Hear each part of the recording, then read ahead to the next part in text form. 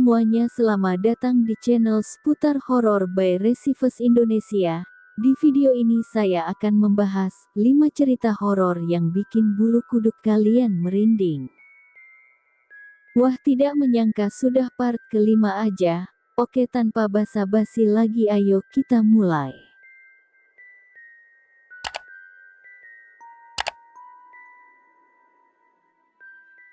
1. Sosok hitam di toilet kantor. Kisah ini diceritakan oleh Indra Syahputra yang merupakan karyawan swasta di Jakarta. Pada suatu waktu, ia sedang lembur sendirian di kantor hingga pukul 0.30.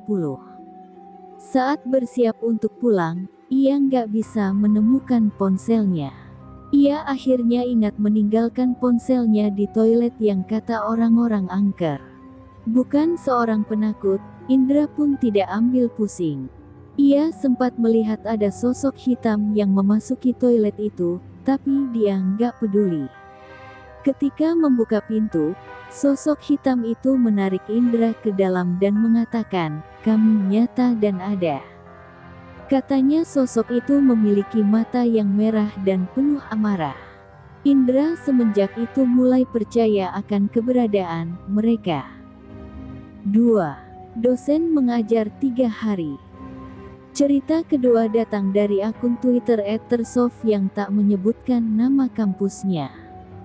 Ia bercerita ada kejadian horor yang terjadi pada dosennya. Saat itu ada dosen yang masuk kelas di lantai 3. Kelas itu terdapat di paling ujung koridor dan dilaksanakan sore hari. Ketika sang dosen masuk ke kelas tersebut, ia menyadari kalau para mahasiswanya memiliki muka yang pucat tanpa ekspresi. Tapi ia tak menghiraukan keanehan tersebut dan tetap melanjutkan pembelajaran sampai 3 SKS selesai. Setelah beliau keluar, ternyata dosen tersebut sudah berada di sana selama 3 hari. 3. Rumah berhantu. Aku telah memposting cerita di masa lalu, sebuah kisah tentang beberapa hal aneh yang aku lihat di hutan sewaktu aku berada di rumah kakek nenekku. Intinya, siluet rusa di tirai tiba-tiba berubah menjadi siluet seorang pria. Ada yang bilang bahwa itu skinwalker atau wendigo, tetapi aku tidak mengetahuinya. Rumah tempat kami tinggal sudah kami huni selama sekitar 7 tahun. Banyak hal aneh terjadi di rumahku itu. Aku dapat mendengar suara-suara bergumam dari waktu ke waktu. Aku melihat bayangan seseorang, melihat seseorang atau memasukkan kepala mereka ke ruanganku sesekali. Tidak ada yang terasa bahwa sosok-sosok tersebut berbahaya, tetapi aku tidak yakin juga, karena saat aku dan ibuku berdua pergi ke ruangan depan di malam hari, aku dan ibuku sama-sama merasa ada sesuatu yang mengawasi dan apapun itu, mereka tidak bersahabat. Pada suatu malam, sekitar tengah malam atau lebih, aku merasa ingin mengemudi ke toko grosir 24/7 karena aku ingin membeli beberapa makanan ringan. Ketika aku melangkah keluar dari pintu depan, aku melihat sesuatu dari sudut mata, dan berbalik untuk melihat. Ada sesuatu yang sangat tinggi mengambang di luar jendela saudaraku. Itu tampaknya tertutup oleh kain yang pernah berwarna putih, tetapi sangat kotor sehingga menjadi coklat dengan lumpur dan kotoran, semakin kotor jika semakin dilihat. Tidak ada kaki yang terlihat, tidak ada mata atau wajah, tetapi aku tahu sosok tersebut menatap jendela saudaraku. Ketika aku menatapnya, sesuatu itu tiba-tiba menengok ke arahku dan tatapannya membuatku tidak dapat bergerak. 1 atau 2 detik berlalu, namun rasanya seperti sangat lama sosok itu menatapku. Pada akhirnya sosok itu melihat kembali ke jendela, mulai terbang ke atas, dan kemudian menghilang.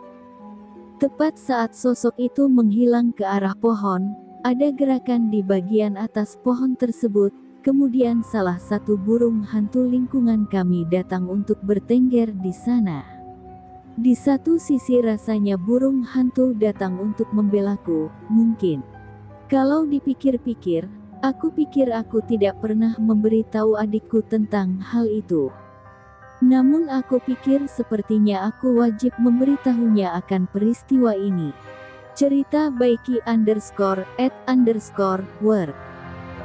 4. Wanita tua di halaman rumahku.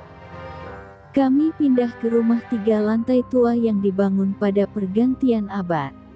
Rumah itu dulunya dimiliki oleh seorang wanita lajang selama bertahun-tahun sebelum dijual kepada seorang pria, dan kemudian akhirnya kami membelinya, yaitu suamiku dan ibunya. Dibutuhkan banyak upaya untuk memperbaiki banyak bagian rumah, tetapi untungnya tetangga sebelah adalah seorang kuli bangunan. Dia datang untuk melakukan pekerjaan sementara nenekku mengunjungi orang tuaku di kota lain.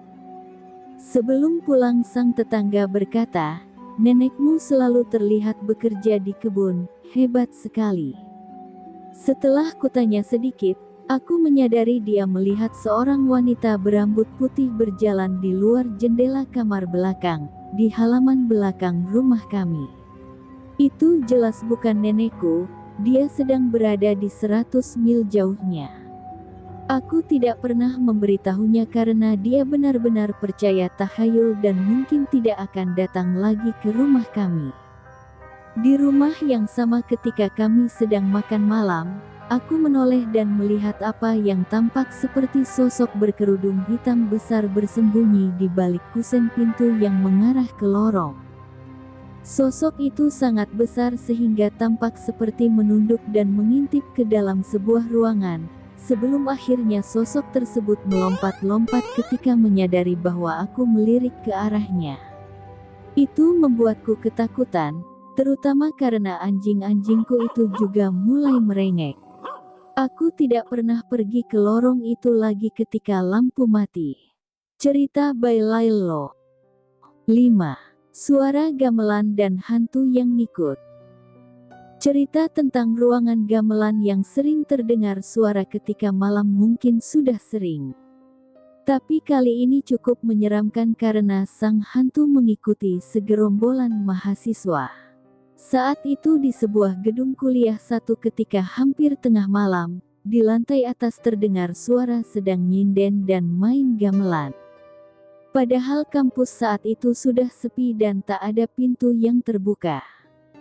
Ruangan lain pun tak ada yang lampunya menyala. Keesokannya setelah kejadian tersebut ada seorang mahasiswa bersama teman-temannya kerja kelompok sehabis kelas malam. Biasanya mereka akan berkumpul di gazebo, tapi karena malam penerangannya minim mereka pun pindah ke tempat lain. Ternyata ada sosok mahasiswa yang mengikuti mereka. Salah satu teman mengira kalau sosok itu adalah anggota mereka juga, tapi terlihat aneh karena dia hanya diam saja.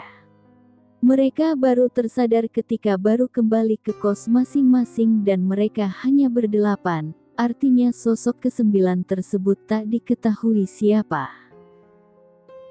Oke semuanya, ceritanya sampai sini dulu. Jangan lupa like, share, komen dan subscribe. Bye-bye.